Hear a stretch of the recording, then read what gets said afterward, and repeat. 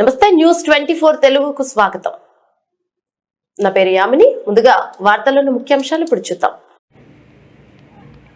జగిత్యాల జిల్లా రాయకల్ తహసీల్దార్ కార్యాలయాన్ని అదనపు కలెక్టర్ బిఎస్ లత ఆకస్మిక తనిఖీ చేశారు. కార్యాలయ పనితీరు, రికార్డుల నిర్వహణ, ప్రజలకు అందుతున్న సేవలను ఆమె సమగ్రంగా పరిశీలించారు. సిబ్బంది హాజరు, పెండింగ్ ఫైళ్లను ప్రత్యేక దృష్టి సారించిన అదనపు కలెక్టర్ ఆలస్యం జరిగితే కఠిన చర్యలు తప్పవని హెచ్చరించారు. ప్రజలకు త్వరితగతిన సేవలు అందించాలని అధికారులకు స్పష్టమైన ఆదేశాలు జారీ చేశారు.